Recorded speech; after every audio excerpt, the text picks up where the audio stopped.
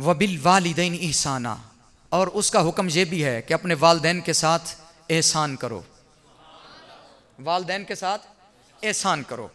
इसी जुमले से हम गुफ्तगू को शुरू कर रहे हैं। पहले फरमाया अल्लाह के सिवा किसी की इबादत नहीं, फिर फरमाया वालिदैन के साथ एहसान करो। अब ये दो जुमले हैं, कहाँ खुदा और कहाँ वालिदैन, वो खालिक और ये मखलूक, वो देने वाला और ये लेने वाले, वो अता करने वाला और ये झोलियां फैला के ये समेटने वाले, वो रब है और ये बंदे हैं। लेकिन अपनी इबादत के मुत्तसिल बाद उसने कहा मेरी इबादत करो, मेरी इबादत के फौरन बाद जो काम करना है, वो पहला काम क्या करना है, वालिदैन के साथ अच्छा सलूक करो।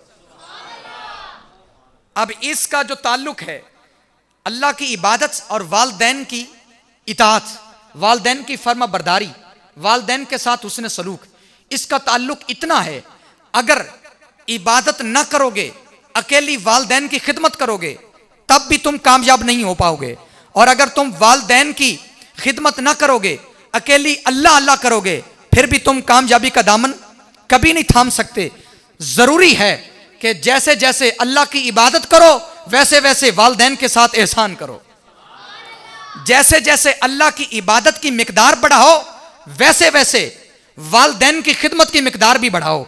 अगर आप वालिदैन को दिन में 24 घंटों में एक बार उनके पांव दबाते हैं, उनके पास बैठते हैं, तो दो टाइम कर लो, 3 टाइम कर लो। जैसे जैसे इबादत बढ़ाओ, वैसे वैसे इनके साथ हुस्न सलूक बढ़ाओ, इनके साथ हुस्न सलूक बढ़ाओ।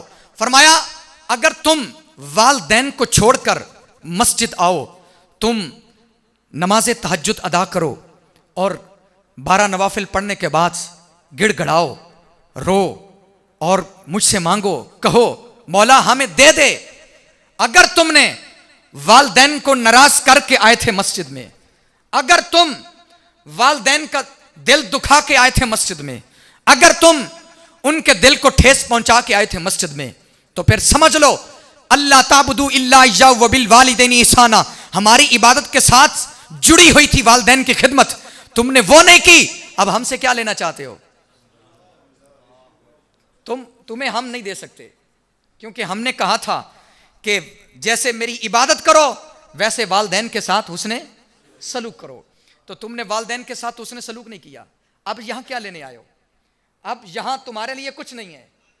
जब तक तुम वालिदैन की खिदमत नहीं करोगे, उनको राजी नहीं करोगे, उनसे मोहब्बत नहीं करोगे, उनसे प्यार नहीं करोगे, उनसे इश्क नहीं करोगे, तो फिर कायनात के सारे इश्क तुम्हारे रायगा जाएंगे। पहले तुम वालिदैन के कदमों में बैठो, फिर खुदा की इबादत करो। कुरान में 2 आयत आई हैं जिसमें अल्लाह रब्बुल इज्जत ने जो नाम अपने लिए चुना है वही वालिदैन के लिए चुना है।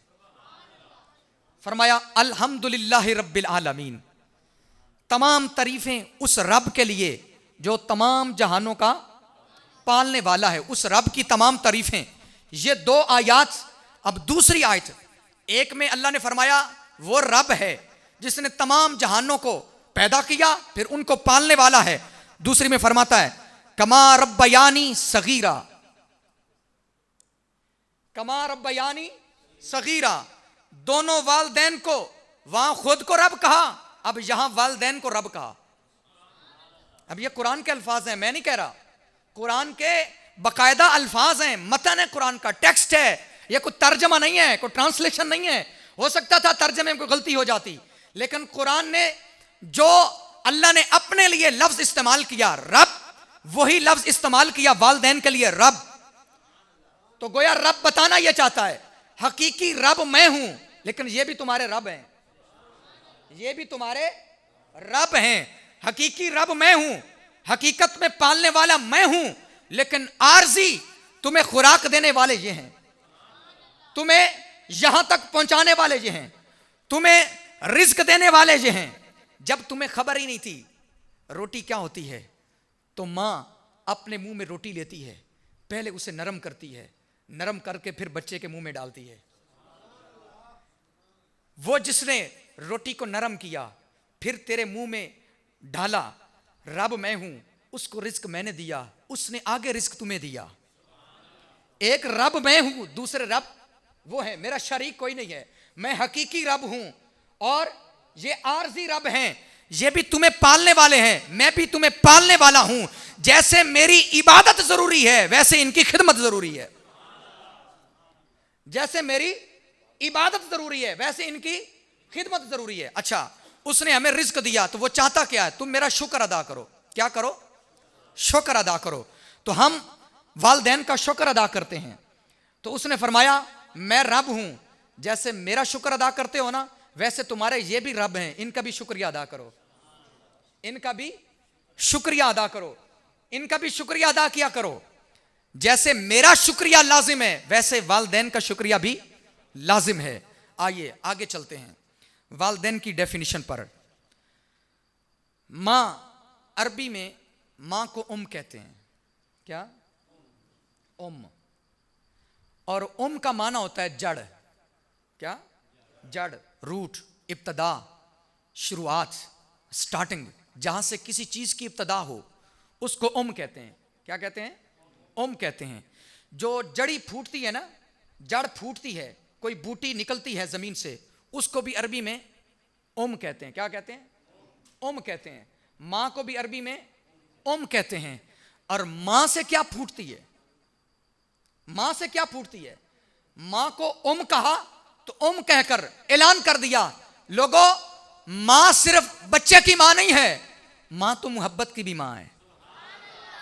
अल्लाह आपकी मां को सलामत रखे, बुलंद आवाज से बोले सुभान अल्लाह। कहा मां को तो मां जड़ है, मां मोहब्बत की भी जड़ है, मां इश्क की भी जड़ है, मां शफकत की भी जड़ है, मां प्यार की भी जड़ है, मां उल्फत की भी जड़ है, मां सबर की भी जड़ है, मां बर्दाश्त की भी जड़ है, मां वफा की भी जड़ है। ए लोगों, अगर तुम्हें वफा चाहिए तो जड़ से वफा करो। अगर ये जड़ सूख गई तो फिर दरख्त जो है वो तबाह हो जाएगा, दरख्त सूख जाएगा। अगर तुम्हारी ये जड़ हरी रह गई फिर दरख्त ये तनावर रह जाएगा, ये हरा रह जाएगा, ये फल देता रहेगा। अगर तुम चाहते हो तुम्हें फल मिले तो फिर इस जड़ की खिदमत करो, इस जड़ की खिदमत करो। अगर तुम चाहते हो तुम्हें वफा मिले, मां से वफा करो। अगर तुम चाहते हो तुम्हें मोहब्बत मिले, मां से मोहब्बत करो। अगर तुम चाहते हो जमाना तुमसे प्यार करे, मां से प्यार करो। अगर तुम चाहते हो जमाना तुमसे इश्क करे, मां से इश्क करो। अगर तुम चाहते हो जमाना तुम्हें बर्दाश्त करे, मां की वो कड़वी बातों को बर्दाश्त करो। अगर तुम चाहते हो जमाना तुम्हारी बातों पर सबर करे तो फिर मां की बातों पर सबर करो। ये जड़ है। क्या है? जड़ है। इसकी खिदमत जरूरी है। अगर जड़ नहीं रहेगी तो फिर दरख्त नहीं रहेगा, और दरख्त ही ना रहा तो फिर फल कहां से आएगा? फिर फल कहां से आएगा? मेरे जिंदगी में कई दोस्त बनते हैं और मैं हमेशा उसी बंदे को दोस्त बनाता हूं, ताल्लुक बना लेता हूं, दोस्त नहीं बनाता। दोस्त उसी बंदे को बनाता हूं, खास जिगरी यार उसी को बनाता हूं जो अपने वालिदैन का दोस्त होता है।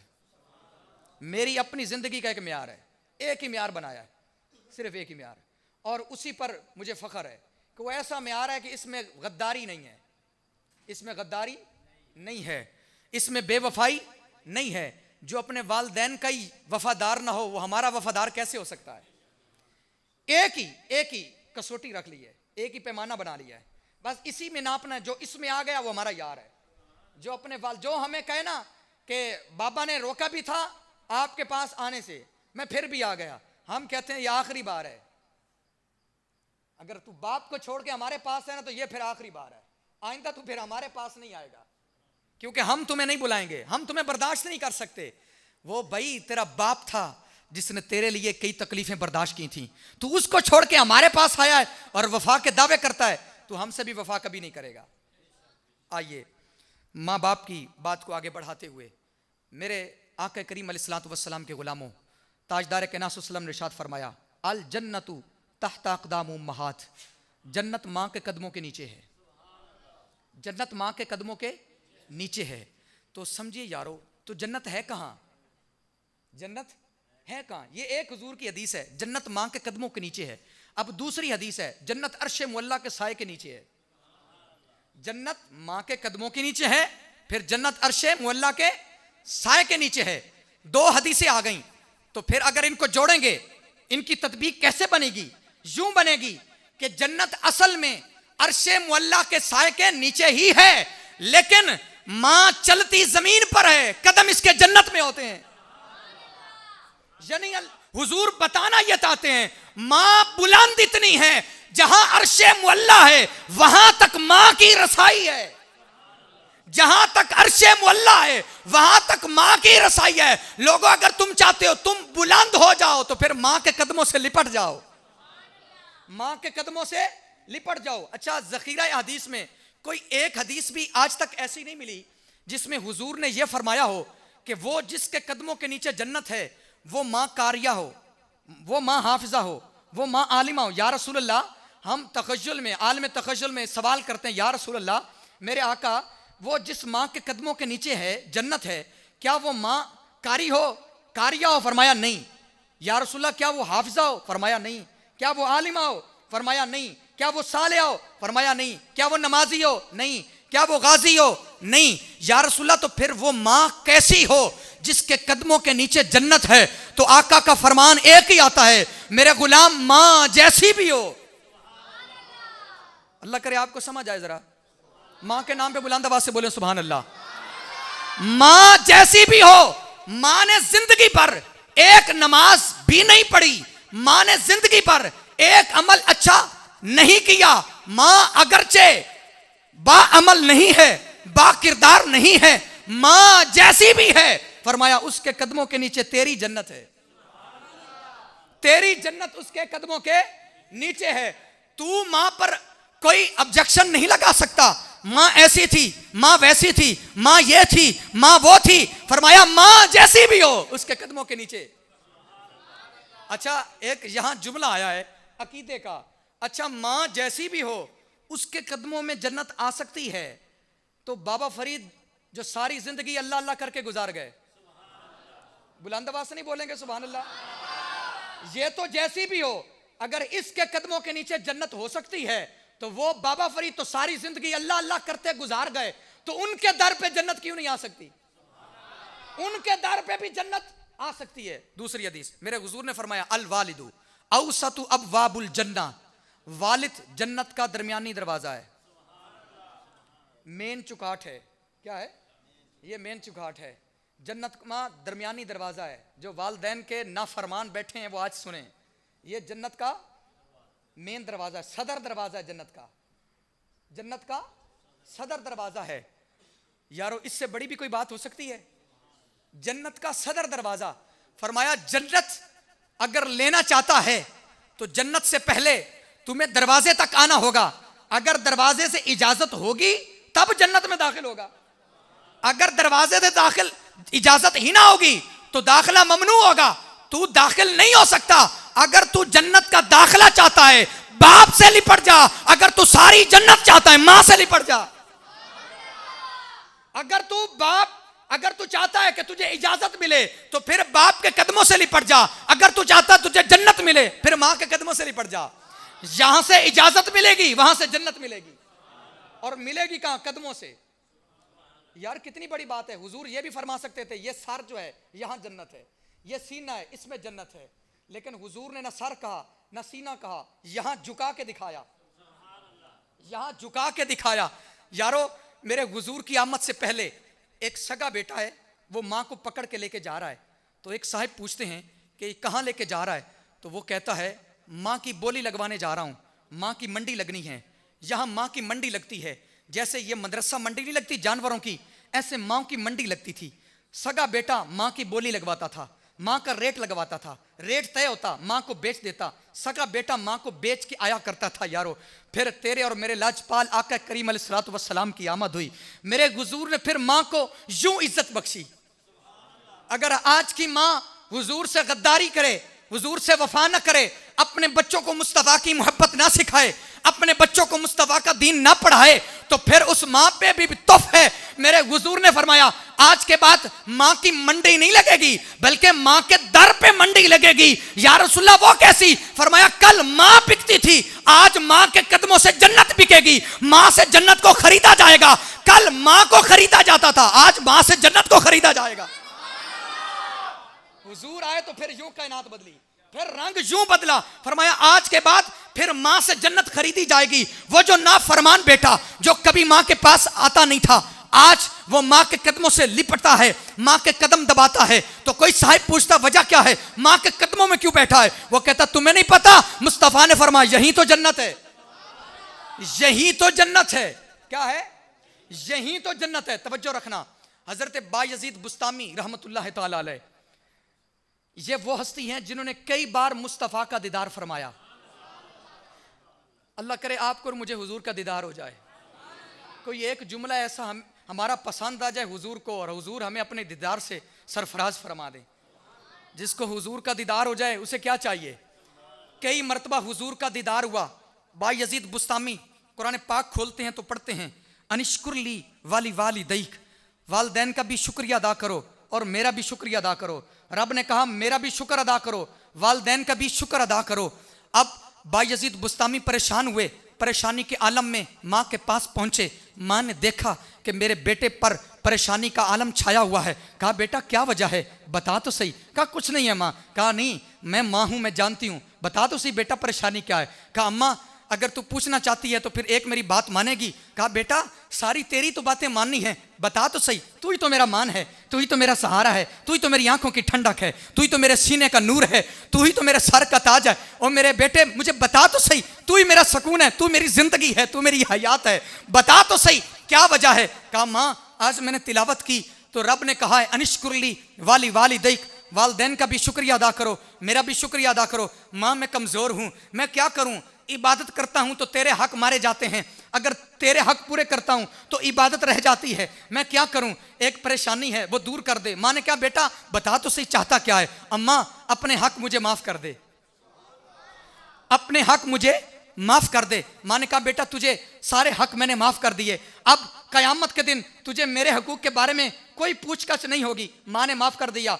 बायजीद बुस्तामी निकल गए जंगलों को, अल्लाह अल्लाह करनी शुरू कर दी। कभी तहज्जुद, कभी इशराक, कभी चाश्त, कभी अव्वाबीन, कभी कोई नवाफिल, कभी कोई नवाफिल, कभी जिक्र, कभी अस्कार, कभी तस्बीह तहलील। वो नमाजें पढ़ के, वो रियाजत करके, वो इबादत करते रहे। 12 साल गुजार के एक दिन ख्याल आया, माँ की मूंझ आई, माँ से उदास हुए, दिल किया माँ को मिल के आता हूँ। वहां से चलते हैं, जब दरवाजे पे पहुंचते हैं रात बीत चुकी है, रात का तीसरा पहर है। अब दरवाजे पे खड़े हैं, दस्तक देते हैं। जब दस्तक देते हैं ना तो माँ कहती है मेरा बायजीद है। दरवाजे पे दस्तक दी तो मां कहती है बायजीद आ गया है, बायजीद आ गए हैं। तो अब बायजीद की आंखों में आंसू आ गए। दरवाजा खुला, मां कहती है बेटा क्या हुआ। कहता अम्मा 12 साल तुझसे दूर रहा, आज तुझे मिलने के लिए आया।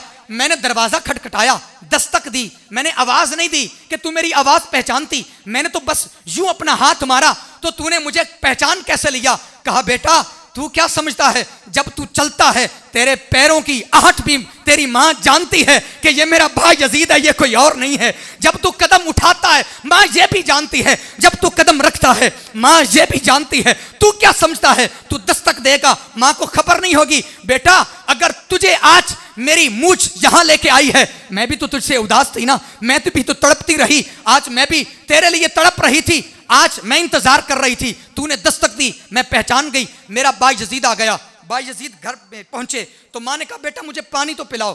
बायजीद ने पानी भरा, माँ के पास आते हैं, माँ को नींद आ जाती है। जब नींद आती है रात माँ सोती रही, जब तहज्जुद का वेला हुआ माँ उठी है, जब देखा तो बेटे के हाथ में गिलास है और उस पर बर्फ जमी हुई है, सर्दियों का मौसम है, बर्फ का इलाका है, बर्फ जम चुकी है। अब माँ ने जब ये हाल देखा ना बेटा का तो अब उठी है तहज्जुद के लिए, आंखों में आंसू आ गए। तो कहती हैं बायजीद कैसे खड़ा है। कहा माँ तेरे लिए पानी लेके खड़ा हूं। कहा बायजीद तू सो जाता अगर मुझे नींद आ गई थी। कहा अम्मा कैसे सो जाता, तूने पानी मांगा था, तू उठती, तुझे प्यास लगी थी, और अगर पानी हाजिर ना होता तो मैं तो मारा जाता। तो जब माँ ने ये अल्फाज सुने ना तो जल्दी से सजदे में सर रखा, तो खुदा की बारगाह में अर्ज करती हैं मौला अगर तू 12 साल में मेरे बेटे को नहीं मिला, क्या अब भी तो अपना कुर्ब मेरे बेटे को नहीं देगा।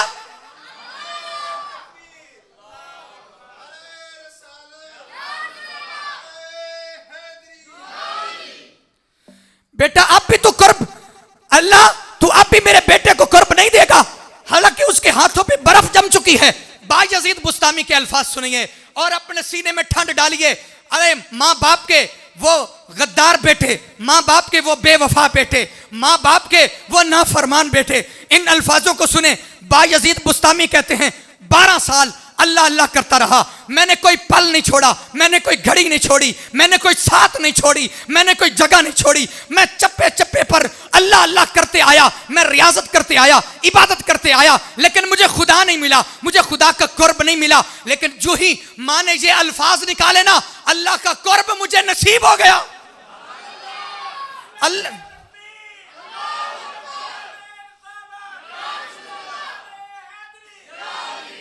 अल्लाह का कुर्ब मुझे नसीब होगा। तो बायजीद बुस्तामी फरमाते हैं, लोगों अगर तुम चाहते हो तुम्हें रब मिल जाए तो फिर मां के कदमों से लिपट जाओ। अगर तुम चाहते हो तुम्हें रब का कुर्ब मिल जाए, अगर तुम चाहते हो कुर्ब इलाही तुम्हारे करीब हो जाए, तुम चाहते हो तुम्हें वो सारे हिजाब उठा के दीदार करा दिया जाए, तो फिर क्या करो, मां के कदमों से लिपट जाओ। लोगों ये जो पस्त कदम है ये तुम्हें बुलंद कर देंगे, ये जो मां के पस्त कदम है ये तुम्हें बुलंदी की तरफ ले जाएंगे। वो जो मां के कदमों से मिट्टी लगी है, लोगों ये कोई आम मिट्टी नहीं है, ये तो जन्नत की मिट्टी है। तुम अगर इसको छुओगे तो तुम यहीं नहीं रुकोगे बल्कि जन्नत तक पहुंच जाओगे। लोगों अगर तुम चाहते हो तुम्हें खुदा मिल जाए तो फिर अल्लाह अल्लाह करने से पहले मां के कदमों से लिपट जाओ। तुम मां के हो जाओ, तुम किसके हो जाओ, मां के हो जाओ। तुम मां के हो जाओ, खुदा तुम्हारा हो जाएगा। तुम मां के हो जाओ, खुदा तुम्हारा हो जाएगा। साहिब ये तो बड़ी छोटी कहानी है। हजरत उवैस करनी की बात सुनी है किसी ने? इस आशिक के नाम पे ना सीने का जोर लगा के बोले जरा सुभान अल्लाह। मैं पिछले दिनों इस पर तहकीक कर रहा था, हजरत उवैस करनी पर। कई दोस्तों ने कहा कि उनके बारे में मन घड़त रिवायात हैं, तो मैंने कहा चलो इस पर तहकीक भी करते हैं। अल्हम्दुलिल्लाह आज मैं इस पर कामयाब हुआ। सही मुस्लिम शरीफ की और सही अहादीस वो मैं आपके सामने कोट करने लगा हूं। हजरत उवैस करनी वो हस्ती हैं, मेरे आका करीम अलैहिस्सलातु वस्सलाम कर्न की तरफ अपना सीना खोल के फरमाते थे, इधर से मेरे एक दोस्त की मुझे खुशबू आती है, एक दोस्त की खुशबू आती है, इधर से मुझे ठंडी हवा आती है, मुझे कर्न से ठंडी हवा आती है। हजरत उवैस करनी वो हस्ती हैं। हजरत उमर बिन खत्ताब फरमाते हैं, अन उमर इब्नुल खत्ताब काला इन्नी समीतु रसूलुल्लाह सल्लल्लाहु अलैहि वसल्लम यकूलु इन्ना खैरुत ताबीईना रजुलुन युकालु लहु उवैसुन वलहु वालिदतुन। हजरत उमर बिन खत्ताब फरमाते हैं, मैंने आका करीम अलैहिस्सलातु वस्सलाम से सुना, हुजूर फरमाते थे, हुजूर फरमाया करते थे। इन जुमलों को सुनिएगा, ये एक एक जुमला लाखों अरबों का नहीं है, इससे भी बुलंद है, ये खरबों के जुमले हैं। मेरे हुजूर ने जो जुमले इरशाद फरमाए अपने इस गुलाम के लिए, ये अल्फाज सुनिए। ताजदार कायनात सल्लल्लाहु अलैहि वसल्लम इरशाद फरमाते हैं, हजरत उमर बिन खत्ताब ने फरमाया, मैंने हुजूर से सुना, हुजूर फरमाया करते थे, यकूलु इन्ना खैरुत ताबीईन, मेरे आका ने फरमाया ताबीईन में से सबसे अच्छा जो ताबी है, सबसे अच्छा जो ताबी है ना, फरमाया उसका नाम है उवैस। बुलंद आवाज से हुजूर की जुबान पर गुलाम का नाम आ जाए, यार इससे बढ़कर नसीब की बात हो गई। इससे बड़े नसीब बंदे के क्या होंगे, हुजूर की जुबान पर उस गुलाम का नाम जिसने अभी तक मुस्तफा को देखा नहीं है, जमाना भी पाया फिर भी मुस्तफा को नहीं देखा। मेरे आका फरमाते हैं उसका नाम है उवैस, कर्न का रहने वाला है। मेरे हुजूर ने फरमाया उसका नाम है उवैस और उसकी एक ही वालदा है, एक ही वालदा है और उसका कोई रिश्तेदार है नहीं है। मेरे आका ने फरमाया ए उमर, हजरत उमर फरमाते हैं, मेरे आका ने फरमाया उमर जब तुम्हें वो मिले, जब तुम्हें वो मिले फयस्तगफिर लकुम, फरमाया जब तुम्हें वो मिले तो उससे अपनी बख्शिश की दुआ करवाना। बुलंद आवाज से बोले सुभान अल्लाह। उवैस से बख्शिश की दुआ करवाना, यारो ये ताबी हैं, वो सहाबी हैं। सारे ताबी इकट्ठे हो जाएं, दिन रात एक करके इबादत करें, लेकिन सहाबी की शान को नहीं पहुंच सकते। लेकिन ये सहाबी भी नहीं है, ये तो हुजूर के यार हैं, ये वो उमर है। मेरे हुजूर ने फरमाया मेरे बाद अगर कोई नबी आता वो उमर होता। वो उमर फरमाते हैं, हुजूर ने फरमाया उमर जब तुम्हें मेरा उवैस मिले ना, जब तुम्हें मेरा उवैस मिले तो तो उससे बख्शिश की दुआ करवाना, उससे बख्शिश की दुआ करवाना। ये थी 6000 हदीस 294 नंबर हदीस। और अगली हदीस इससे मुत्तसिल है और उसके अल्फाज इससे भी ज्यादा खूबसूरत हैं। हजरत उमर बिन खत्ताब फरमाते हैं, मेरे हुजूर ने फरमाया, वो जो उवैस है ना, लौ अक़सम अलल्लाहि, वो जो उवैस है अगर वो कसम खा लेना, ये हुजूर का फरमान है, सही हदीस है, मुस्लिम शरीफ की हदीस है और सही फरमान है। हजरत उवैस के बारे में फरमान है, ये जुमले सुने, अगर अब भी आपका सीना ठंडा ना हुआ तो फिर अब पता नहीं आप क्या सुन रहे हैं। मेरे हुजूर ने फरमाया, लौ अक़सम अलल्लाह, अगर वो उवैस अल्लाह की कसम उठा ले तो जिस बात पर कसम उठाएगा ना उवैस, अल्लाह वो कसम पूरी कर देगा। उसकी दुआ इतनी कबूल होती है, उसकी दुआ इतनी कबूल होती है, वो अगर कसम उठाए तो अल्लाह उसकी कसम को पूरा कर देता है। यारो, आपको कसम की समझ नहीं आई, मैं समझाता हूं आपको। कसम का मतलब यह है, अगर उवैस कह देना, अल्लाह की कसम आज से सूरज मशरक से नहीं निकलेगा बल्कि मगरब से निकलेगा, तो अल्लाह सूरज को मगरब से निकाल देगा। कसम का मतलब यह है, अगर उवैस ये कह देना आज सूरज की जगह पे चांद निकलेगा, तो अल्लाह सूरज की जगह पे चांद को निकाल देगा। यारो, कसम का मतलब यह है, उवैस अगर कसम उठा देना, ये जन्नती, अल्लाह उनको जन्नती कर देगा। जिसको उवैस जन्नती कह देगा, अल्लाह उसे जन्नती कर देगा। या रसूलल्लाह, फिर यह मकाम कैसे मिला? वो कसम उठा दे, अल्लाह उस कसम को पूरा कर देता है, उस कसम को पूरा कर देता है, उस कसम को पूरा कर देता है। ये थोड़ी देर रुक जाएं, थोड़ी देर रुक जाएं चाचा नवार, थोड़ी देर। सारी जिंदगी हम पैसे ही गिनेंगे, अल्लाह आपके रिस्क में और बरकत दे। सारी जिंदगी हम पैसे यही काम करेंगे, मस्जिद की खिदमत रहेंगे, लेकिन आप थोड़ी सी तवज्जो करें।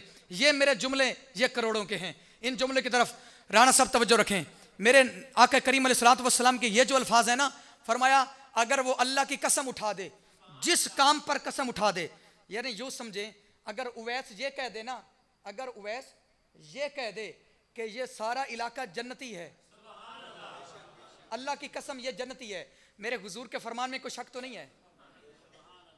कायनात बदल सकती है लेकिन हुजूर का फरमान, हुजूर के फरमान में शक नहीं हो सकता।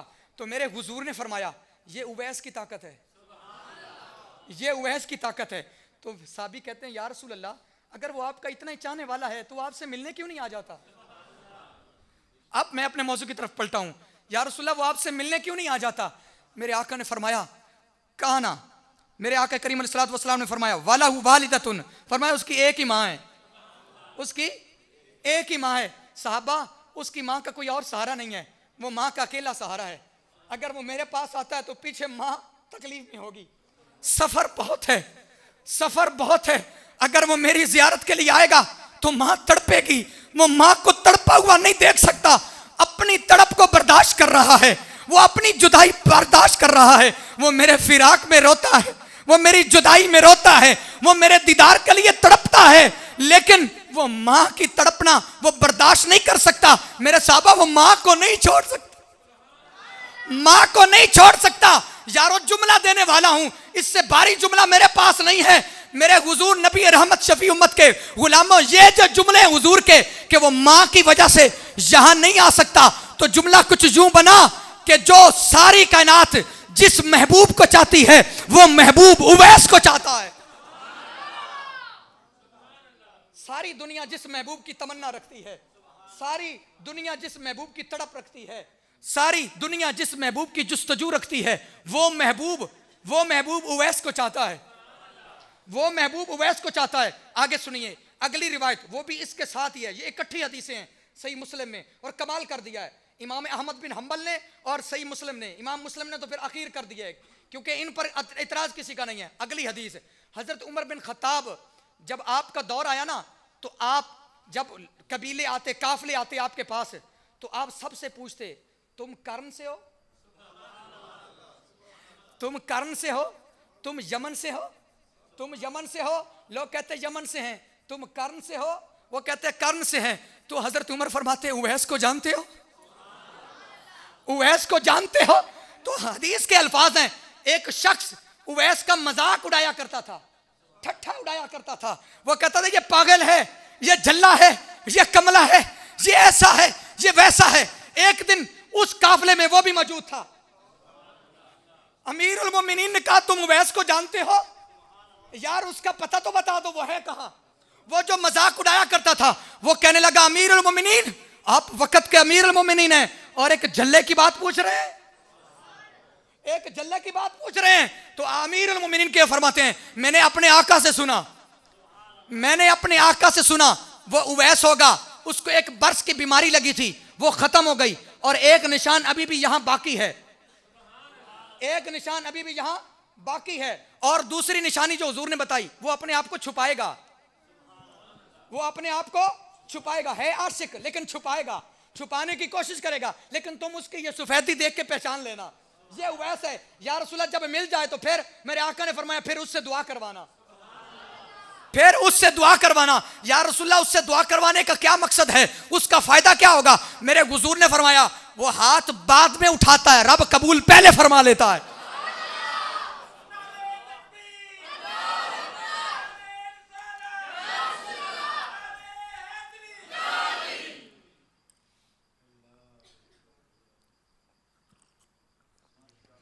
फरमाया लोगों वो हाथ बाद में उठाता है, उसकी दुआ कबूल पहले हो जाती है।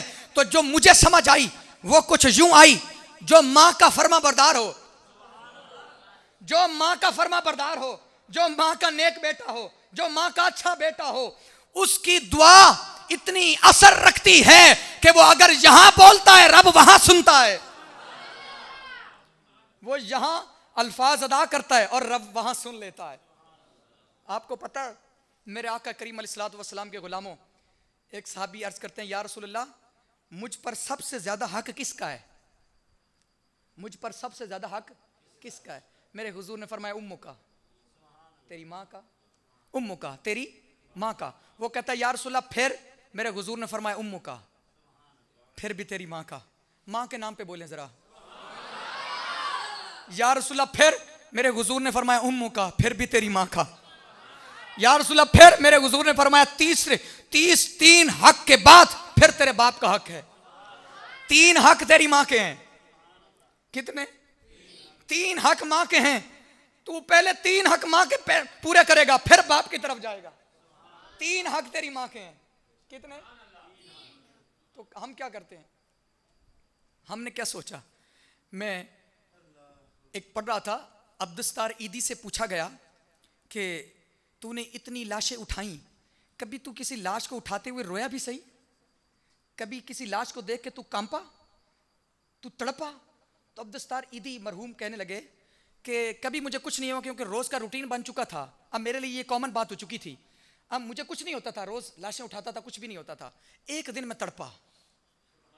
कहते हैं वो क्यों तड़पा? कहते हैं ऐसे हुआ कि एक लाश हम उठा के लाए, वो जब मैंने लाश खोली ना तो वो कोई गरीब इंसान नहीं था, वो बड़ा सफ़ेद रीछ था, उसकी कलफ लगी हुई थी और बड़ा खूबसूरत टोर मोड़ वाला इंसान था, अच्छे कपड़े पहने हुए थे, नफीस इंसान था। तो मैंने कहा इसका पता कराओ ये बंदा कौन है, ये कोई गरीब यतीम तो नहीं है जो सड़क से तुम उठा के लाओ, ये पता तो करो। कहाँ से उठा के लाए हो? कहा जब मेरी टीम ने बताया वहाँ से उठा के लाए हैं। जब हम वहाँ पहुँचे तो वहाँ से एक बंदा निकल रहा था, एक बंगला था बड़ा, वहाँ से एक बंदा निकल रहा था। उस बंदे से पूछा ये शख्स कौन है? उसकी आंखों से आंसू आ गए। उसने कहा ये मेरा बाप है। कहा ये बंगला किसका है? कहा ये मेरा है। ये बंगला किसका है? कहा ये मेरा है। तो कहता उस बच्चे ने, उस नौजवान ने अपनी जेब से कुछ पैसे निकाले, हमें दे के कहता इसका कफन दफन कर देना, मैंने जाना है, मेरी फ्लाइट निकल रही है। अब दस्तारी थी, कहते कभी नहीं मुझे कुछ हुआ। उस दिन मैं तड़पा, मैंने कहा जिस बाप ने इसको यूरोप की सैर करवाई, जिस बाप ने इसको जहाजों पे चढ़ाया, जिस बाप ने इतना काबिल किया, जिस बाप के पैसे पर इतना बड़ा बंगला बनाया, आज उस बाप की लाश जो है वो लावारिस है और आज ये लाश को छोड़ के जा रहा है। कहता है इसे दफना देना, मेरी फ्लाइट निकल रही है। कहा मैं तड़पा, मैंने कहा अल्लाह कभी किसी बाप पे ऐसा वक्त ना है।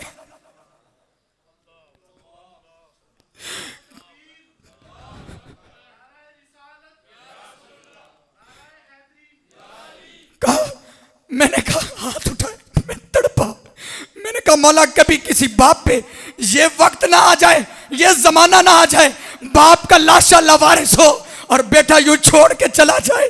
कहा बेटे को जो कुछ मर्जी बना दो, लेकिन खुदा के लिए अपने बेटे को इंसानियत सिखा दो, खुदा के लिए अपने बेटे को मोहब्बत सिखा दो, खुदा के लिए अपने बेटे को वो जज्बा सिखा दो, कल को तुम्हारी लाश कहीं लावारिस ना हो जाए। कहा कभी मुझे कुछ नहीं हुआ था। फिर एक और मैंने कहानी पढ़ी, मैंने कहा वो माँ है तो वो कुछ चंद बच्चे हैं, वो जब छोटे होते हैं तो माँ से कहते हैं ये मेरी माँ है, इसके पास मैंने सोना है।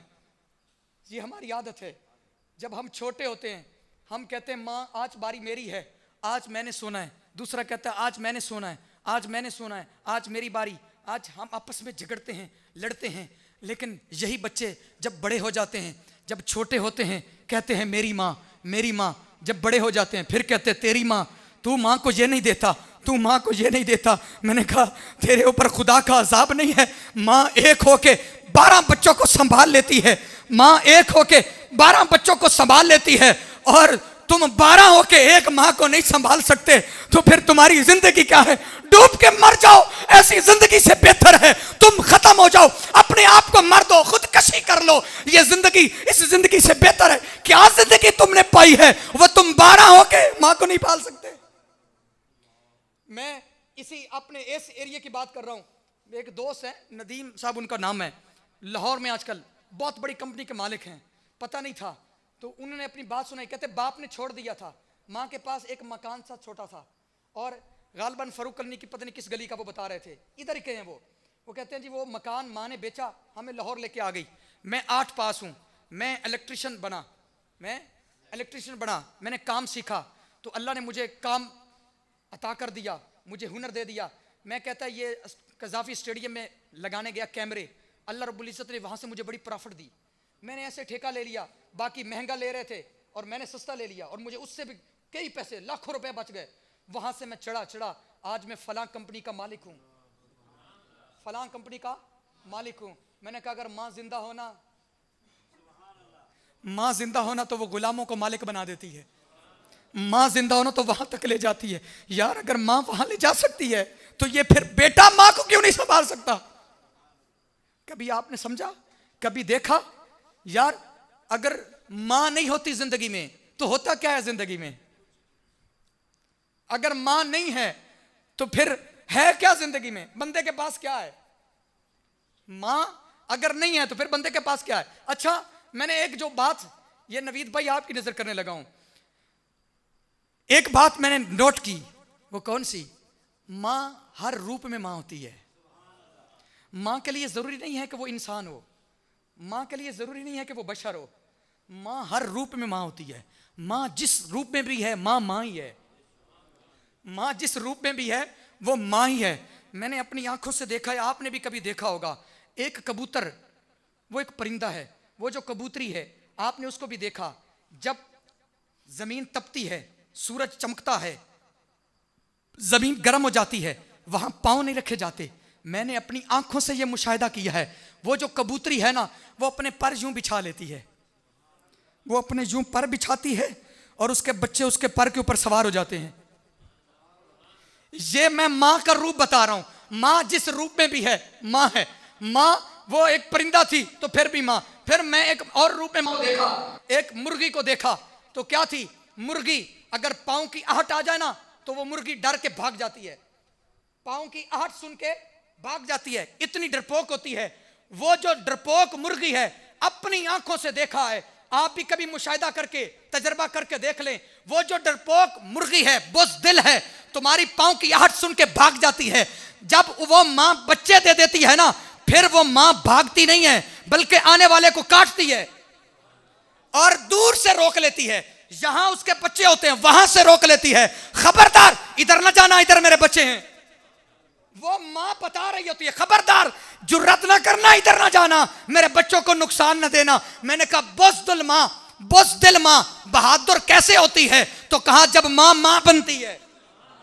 ये मां बहादुर कैसी हो जाती है? होती तो वही है, लेकिन ये बहादुर कैसे? कहा जब ये मां बनती है फिर बहादुर हो जाती है। यार वो बाप की लाडली, वो बाप की नाज नखरों वाली, पलने वाली वो बच्ची जिसको बाप कभी कॉलेज छोड़ता है, कभी स्कूल छोड़ता है, कभी एकेडमियां छोड़ता है, कभी ये लेके देता है, कभी वो लेके देता है। वो बाप जो अपने बच्चों से कहता है, भाई को कहता है, बेटे को कहता है, तुम एक सूट ले लो, बहन को 2 लेने दो, बहन तुम्हारी मेहमान है। वो जो बाप इतने नाज नखरे के साथ बेटी को पालता है, वो बेटी जब पराए घर में जाती है, जो अपने घर में अपने भाइयों की बात बर्दाश्त नहीं करती और किसी की बात बर्दाश्त नहीं करती, छोटी छोटी बात पर रोना शुरू कर देती है।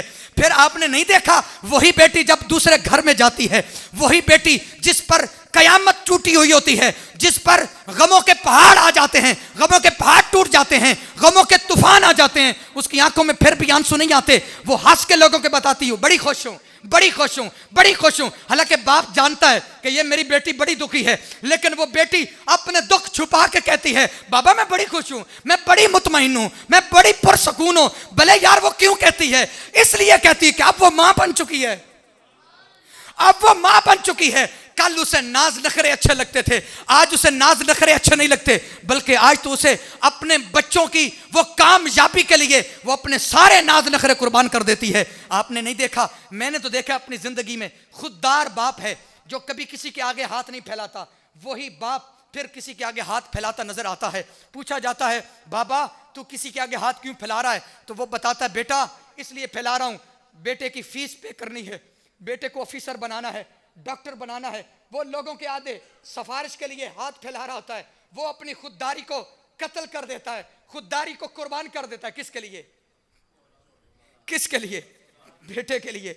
वो बाप मैंने देखा फैक्ट्री में ओवर टाइम लगा रहा है, कहा अब फैक्ट्री ओवर टाइम क्यों लगा रहा है? वो अपने मालिक से मिन्नतें कर रहा होता है, मुझे कुछ और वक्त दे दें, कुछ और काम दे दें। क्यों? ईद आने वाली है, मैंने बेटे के कपड़े बनाने हैं, मैंने अपने चांद के कपड़े लेके जाने हैं। मैंने वो बाप भी देखे जो कमजोर बदन के साथ अपने जिस्म पर बोरियां लाद रहे होते हैं। उनसे पूछा, बाबा इस उम्र में काम क्यों कर रहे हो? तो वो कहते हैं, बेटा बेटी है, जवान है, उसको ब्याना है, फर्ज अदा करना है, इसलिए इस उम्र में भी काम कर रहा हूं। यार वो बाप इतनी कुर्बानियां दे और फिर वो बेटा जब जवान हो, वो फिर बाप को भूल जाए, वो फिर बाप को सामने हो जाए, वो फिर कहे मुझे बाबा की समझ नहीं आती, मेरा बाबा यूं करता है, वो करता है। यार कुरान ने कहा, उफ़ वला तनहरहुमा, जब ये बुढ़ापे को पहुंच जाए ना, उफ तक ना करना। अच्छा, हजरत इमाम फखरुद्दीन राजी ने उफ के माने 18 किए। कितने? 18। एक माना बताता हूं जो बड़ा ज्यादा खूबसूरत है। हजरत इमाम फखरुद्दीन राजी फरमाते हैं, उफ का माना यह है, उफ का माना यह है कि जब एक गुलाम को मालिक के सामने पेश किया जाए और उस वक्त वो मुजरिम भी हो, क्या हो? मुजरिम भी हो, गुलाम भी हो, और मालिक के सामने पेश किया जाए, तो जो हालत उस वक्त गुलाम की होती है ना, बाप के सामने बेटे की ये हालत हो, तो इसे कहते हैं उफ़िम। यानी इतना झुका हो, इतना आजिज हो, इतना झुक जाए। कभी बाप से ये ना कहे, तुझे क्या पता नई तहजीब का, तुझे क्या पता नए जमाने का, तुझे क्या पता नई टेक्नोलॉजी का। वो बाप को टेक्नोलॉजी ना बता यार, तुझे बाप ने चलना सिखाया है। और भाई बाप को ना पढ़ा, तुझे बाप ने जमाने से मिलना सिखाया है। आप जिंदगी की सारी किताबें पढ़ लें, जिस बंदे ने अपने बाप को नहीं पढ़ा ना, वो जिंदगी में कभी कामयाब नहीं होता। जो बंदा अपने बाप को पढ़ना सीख जाता है, वो जिंदगी में कामयाब हो जाता है। जो अपनी बाप की किताब को पढ़ लेता है, फिर समझ लेता है, वो जमाने में कामयाब हो जाता है। आइए इमाम सफूरी का एक कौल आपके सामने रखता हूं, फिर इंशाल्लाह हम आखिरी लम्हात में दाखिल हो रहे हैं। जरा बुलंद आवाज से बोलें, जरा सुभान अल्लाह। दरूद पाक का नजराना पेश करें, सलात व सलाम अलैका या।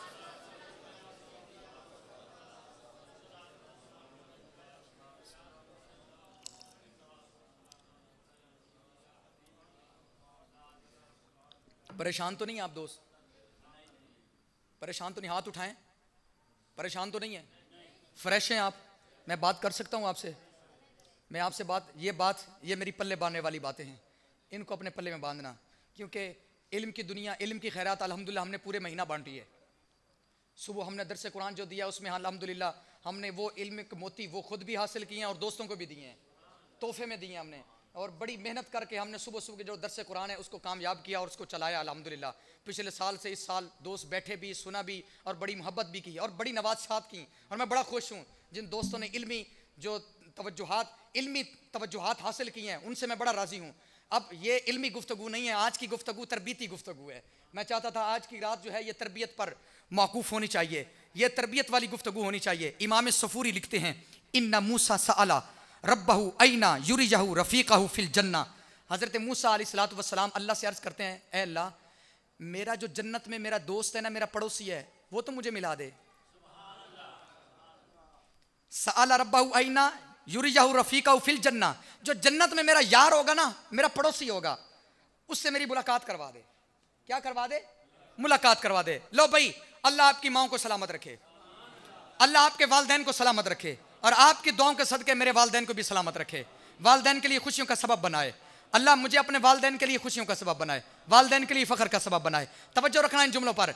हज़रत मूसा ने अर्ज़ की, मौला मुझे मेरा जन्नत में जो रफ़ीक है उससे मेरी मुलाकात करवा दे। अब अल्लाह फरमा रहा है, इज़हब इला बालदिन क़दा ताजिदु रजुलन क़स्साबुन व हुवा रफ़ीकुका फिल जन्ना। फरमाया मूसा फलां बस्ती की तरफ जा, वहां एक कसाब है, मोची है, कसाई है। क्या है? कसाई है, मोची है, वो गोश्त काट रहा है। क्या कर रहा है? गोश्त काट रहा है, गोश्त बना रहा है। या अल्लाह, फिर अल्लाह ने फरमाया वहुवा रफीकुका फिल जन्ना, वो जन्नत में तेरा पड़ोसी होगा। बुलंद आवाज से, वो जन्नत में तेरा साथी होगा। हजरत मूसा फरमाते हैं, परेशान हुए, एक कसाई मेरा पड़ोसी होगा?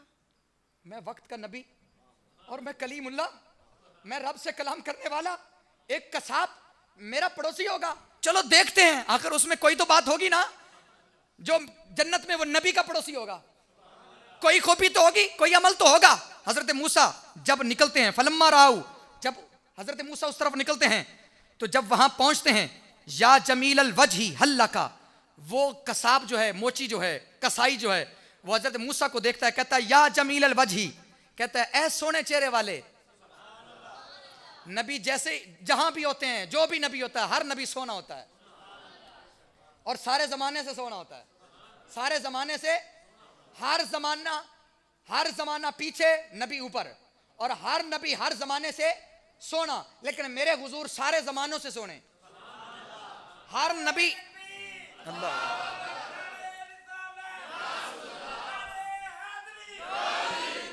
हर नबी अपने जमाने में सोना, और मेरे हुजूर सारे जमानों से सोने। सबसे औला वाला हमारा नबी, सबसे बाला वाला हमारा नबी। खल्क से औलिया, औलिया से रसूल, खल्क से औलिया, खल्क कहते हैं आम मखलूक को, आम मखलूक को, आम बंदे से औलिया, खल्क से औलिया, औलिया से रसूल, और रसूलों से आला, और रसूलों से आला, और रसूलों से आला हमारा नबी। तवज्जो है। अब हजरत मूसा को कहते हैं या जमील अल वजही, ऐ सोने चेहरे वाले, हल्ला का, कि आप मेरे मेहमान बनेंगे, आज मुझे मेहमान नवाजी का शर्फ बख्शेंगे? तो आपने फरमाया अगर तू मुझे मेहमान बनाना चाहता है, मेज़बानी करना चाहता है, तो ठीक है, मैं तेरे साथ चलता हूं। आप तो पहले ही इसलिए आए थे। आपने फरमाया ठीक है। अब फन तलका इला मंजिलिही, वो मंजिल की तरफ रवां दवां हुए और एक घर में पहुंचे। फवादा अत्तामा बैना यदैही, उस शख्स ने अपने हाथों से खाना बनाया, अपने हाथों से खाना बनाया। आकाला लुकमतन, आकाला लुकमतन, फरमाते हैं कि उसने एक लुकमा अपने मुंह में डाला, एक लुकमा अपने मुंह में डाला। फवादा फिर जुम्बीली लुकमतैन, और दो लुकमे एक थैले में डाले, एक लुकमा अपने मुंह में और दो लुकमे एक थैले में डाले। अब हजरत मूसा परेशान हुए कि ये क्या कर रहा है, ये थैले में क्या चीज है जहां ये दो लुकमे रखता है और खुद एक खाता है। तो हजरत मूसा ने जब वो दरवाजे की तरफ गया, तो हजरत मूसा ने फनाज़रा फी, उस थैले में देखा, फनाज़रा फी, उस थैले में देखा। फनाज़रा इला मूसा फतबस्समा, उस थैले में दो शख्स थे, दो शख्स थे, एक अम्मा थी और एक बाबा था, एक अम्मा थी और एक बाबा था। और उम्र इतनी हो चुकी थी उनकी कि सारे बाल उनके झड़ चुके थे, ये अबरू भी झड़ चुके थे, दाढ़ी भी, बाल भी, सारा कुछ, तमाम जिस्म के बाल झड़ चुके थे, बिल्कुल ज़ईफ हो चुके थे, बिल्कुल ज़ईफ, बिल्कुल नहीं, बिल्कुल कमजोर हो चुके थे। अब हजरत मूसा ने जब फनाज़रा फी, उनको देखा ना, फनाज़रा इला मूसा, तो उन्होंने हजरत मूसा को देखा। जब उन दोनों ने हजरत मूसा को देखा ना, फतबस्समा, तो दोनों मुस्कुराए। बुलंद आवाज से बोलें सुभान अल्लाह। वो दोनों मुस्कुराए, जब मुस्कुराए ना तो मुस्कुराते ही वो फौत हो गए, मुस्कुराते ही फौत हो गए।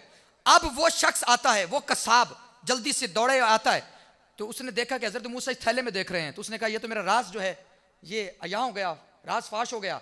अब जल्दी से थैले में देखा तो दोनों विसाल कर चुके थे।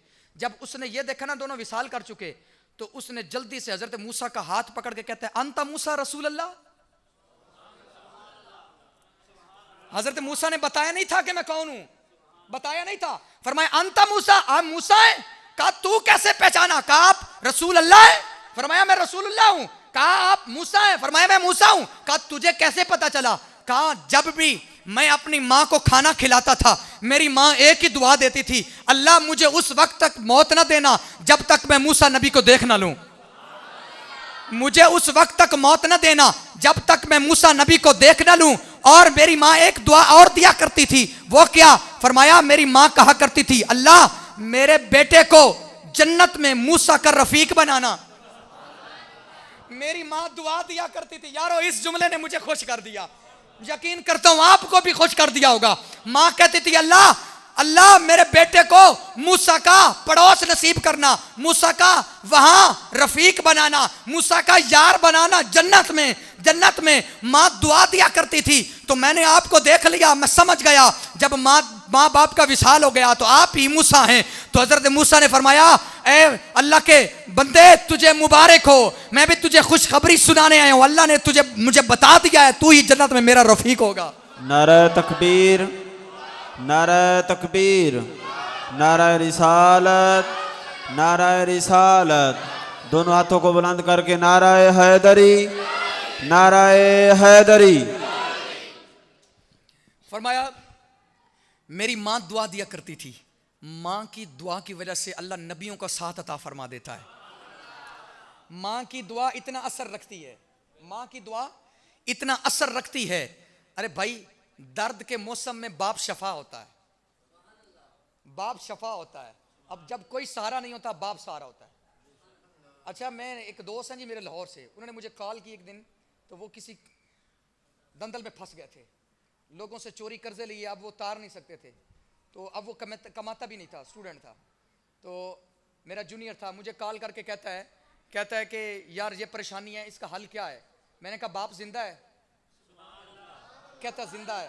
मैंने कहा बाप कमाता है? कहता बहुत कमाता है। मैंने कहा बाप से कभी शेयर की? कहता बड़ा डर लगता है। मैंने कहा अल्लाह के बंदे यही तो वो है जहां पे डर सारे डर खत्म हो जाते हैं। बाप से तुम्हें डर नहीं लगना चाहिए, बाप से लोगों को डर लगना चाहिए। तू बाप के दर पे जा। मैंने कहा बाप के पास जा, बात शेयर कर। वो कहता है उसने मुझे जब कॉल की ना तो यकीन जाने जो उसकी खुशी के असरात थे ना वो मैं बयान नहीं कर सकता। वो कहता है अल्लाह आपको हुजूर का दीदार नसीब फरमाए, अल्लाह आपको मदीने ले जाए। मैंने कहा क्या हुआ? कहता बाप बस मैंने दो अल्फाज निकाले, बाप सारा कुछ पहले ही जानता था, बस इंतजार में था एक बार मेरा बेटा मुझसे तो कहे ना। कहा बाप सिर्फ इस इंतजार में था कि मेरा बेटा मुझसे शेयर तो करे, वो जानता सारा कुछ ही था। यार बाप सारा कुछ ही जानते होते हैं। कहता मेरा बाप सारा कुछ ही जानता था, बस बाप इस इंतजार में था बेटा मुझसे कहे और मैं इसके सारे कर्जे तार दूं, मैं इसके सारे कर्जे अदा कर दूं। कहता जब मैंने बाप से कहा तो बाप ने कहा बेटा बस आज के बाद तूने किसी की कॉल अटेंड नहीं करनी, आज के बाद तुझे कोई कॉल नहीं आएगी, आज के बाद तुझे कोई तंग नहीं करेगा। वो कहता बस सुबह होनी थी, सबके कर्जे उनके घर में पहुंच गए। बाप ने हर एक को फोन किया, तेरा अकाउंट नंबर क्या है, तू मोबी कैश, तू जैस कैश है तेरा, तू मुझे बता अपना अकाउंट नंबर बता, अभी तुझे पैसे भेजता हूं, आइंदा मेरे बच्चे को फोन ना करना। बाप तो फिर बाप है, मां फिर मां है, बाप फिर बाप है। जहां ये दोनों मौजूद हैं वहां फिर किसी सहारे की जरूरत नहीं है। मेरे साथ वादा करेंगे आप वालदैन के फर्मा बरदार बनेंगे? हाथों को उठाएं, हाथ उठाएं। माँ बाप के फर्मा बरदार बनेंगे? ये हमारे दोस्त हैं अंसर साहब यहाँ बैठे थे, वो एक दिन मुझे एक हदीस भेजी, तो कहते हैं इसकी सनद मुझे बताएं। कहते हैं कि जो वालदैन की कब्र की जियारत करे, जो मंजारा कब्री नहीं मंजारा कब्री वाली वालिदैक, जो अपने वालदैन की कब्र की जियारत करे, जो अपने वालदैन की कब्र की जियारत करे, अल्लाह उसके सारे गुनाह माफ़ फरमा देता है, अल्लाह उसके सारे गुनाह माफ़ फरमा देता है। तो वो मुझसे पूछने लगे कि इसके मुझे बताएं। तो मैंने कहा यार ये तो बड़ी खुश होने वाली बात है। मैंने कहा मैं तो खुद बड़ा खुश हुआ हूं अगर बाप की कब्र की जियारत करने से बंदे के गुनाह माफ हों। बाप की कब्र की जियारत करने से बंदे के गुनाह माफ हों तो खुद बाप की जियारत करने से क्या कुछ मिलेगा। हम मदीने जाना चाहते हैं तो जो घर में हमारा हज है वहां क्यों नहीं करते, यहां क्यों नहीं आते। आइए साहिब, मेरे आका करीम अलैहिस्सलातु वस्सलाम की बारगाह में कुछ लोग आए तो कहते हैं या रसूलल्लाह अगर हम खर्च करना चाहें तो कहां करें। यस अलूना का मादा युनफिकून, कुरान है सूरह बकरा है। यस अलूना का मादा युनफिकून, हम खर्च कहां करें। हमारे पास पैसे आ जाएं, माल हो दौलत हो, हम चौधरी बन जाएं, हम किसी मनसब पे पहुंच जाएं तो या रसूलल्लाह हम कहां खर्च करें। वो खर्च करने की बात पूछ रहे हैं, तवज्जो है, सवाल पूछ रहे हैं। तो अल्लाह ने कुरान उतार दिया, फरमाया महबूब ये तुझसे पूछते हैं खर्च कहां करें, मैं बताता हूं ये खर्च कहां करें। या रसूलल्लाह कहां करें। फरमाया कुल मा अनफक्तुम मिन खैरिन फलिल वालिदैनी। फरमाया अगर इनके पास पैसे हैं ना तो ये खर्च करना चाहते हैं ना तो ये किसी बेली पर नहीं वालिदैन पर खर्च करें। और भाई ये अगर अपने बेली को बकरे की कढ़ाई खिला सकते हैं ना तो कभी तो बकरे की कढ़ाई बना के बाप को भी खिलाया करें। अगर ये मूंगफली सर्दियों में लाके अपनी बगल में छुपा के बीवी को खिला सकते हैं ना तो कभी बाप को भी खिलाया करें। अगर ये ड्यू की बोतल किसी अपनी बीवी को पिलाते हैं ना तो कभी मां को भी पिलाया करें। फरमाया अगर ये चाहते हैं ना खर्च करना तो बेहतरीन जगह, कुरान कहता है बेहतरीन जगह वालिदैन है, इन पर खर्च करें क्योंकि इनका खर्च किया जाया नहीं जाएगा। बेली जिस पर भी खर्च करेंगे कभी बेवफाई करेगा, आपको दुख होगा। माँ बाप तो बेवफाई करेंगे नहीं, इनके तो खमीर में बेवफाई नहीं है, इनके तो खमीर में भी बेवफाई नहीं है। अल्लाह रब्बुल इज्जत हर मां को सलामत रखे। आज तो वैसे भी मां का दिन है, मां का दिन है ना, मां का दिन है ना। मां का हर दिन ही मां का होता है। मां के कदमों बैठा करें, आप मां को दबाया करें। जो कौम वालिदैन के लिए दुआएं करती रहती है ना वो कभी लाचार नहीं होती। अगर आप चाहते हैं आपको रिस्क मिले वालिदैन के लिए दुआ किया करें। अगर आप चाहते हैं आपको इज्जत मिले वालिदैन के लिए दुआ किया करें। अगर आप चाहते हैं आपको शोहरत मिले वालिदैन के लिए दुआ किया करें। आप वालिदैन के लिए दुआ करेंगे अल्लाह आपको अता करेगा। अच्छा कभी आपने सोचा है हम नमाज पढ़ते हैं तो नमाज किसकी इबादत है, अल्लाह की। लंबी चौड़ी बात नहीं करना चाहता, बस शॉर्ट कर रहा हूं, अल्लाह की। सारी नमाज पढ़ने के बाद आखिर में क्या पढ़ते हैं, रब्बी जालनी मुकीमस सलाती व मिन ज़ुर्रियती रब्बना व तक़ब्बल दुआ रब्बना ग़फ़िरली वली वालिदैया। यहां एक जुमला कहना चाहता हूं, अगर आपका ज़ौक़ हो तो। अगर देखे भाई मेरी माँ भी सुन रही है मुझे तो यकीनन माँ खुश हो रही होगी, माँ की आंखों से आंसू भी होंगे और माँ दुआ भी दे रही होगी। फिर सारा ज़माना एक तरफ हो जाए तो माँ के फिर आंसू एक तरफ रह जाते हैं, वो भारी हो जाते हैं। तो मेरी माँ भी मुझे सुन रही है तो एक जुमला कहना चाहता हूं, यारो माँ के लिए दुआ करे किए बगैर, वालिदैन के लिए दुआ किए बगैर बंदे की नमाज नहीं होती, बंदे की नमाज नहीं होती। अगर माँ बाप के लिए दुआ किए बगैर नमाज नहीं होती तो फिर माँ बाप के लिए दुआ किए बगैर रिस्क कैसे मिल सकता है।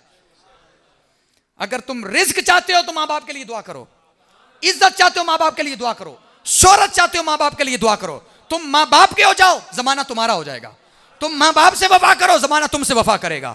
तुम माँ बाप से मोहब्बत करो जमाना तुमसे मोहब्बत करेगा। तुम माँ बाप से प्यार करो जमाना तुमसे प्यार करेगा। तुम माँ बाप पर खर्च करो जमाना तुम पर खर्च करेगा। और तुम माँ बाप की इज्जत करो जमाना तुम्हारी इज्जत करेगा।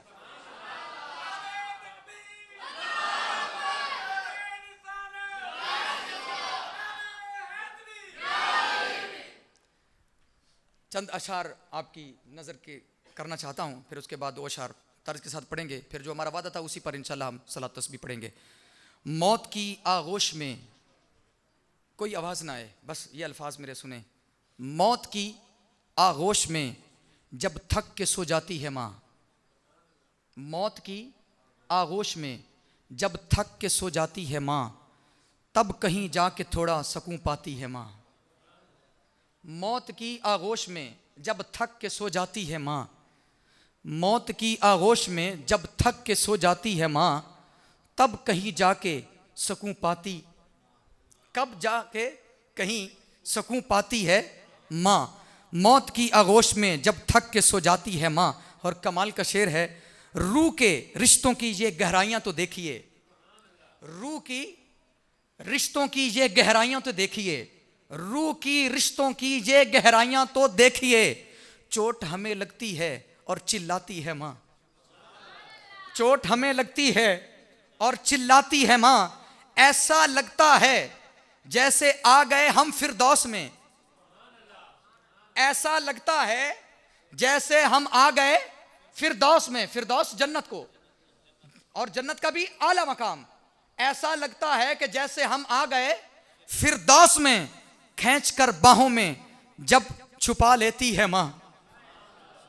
मां के नाम पे बोलें जरा सुभान अल्लाह। ऐसा लगता है कि जैसे हम आ गए हो फिरदौस में, जब खींच के बाहों में छुपा लेती है मां, जब खींच के बाहों में छुपा लेती है मां।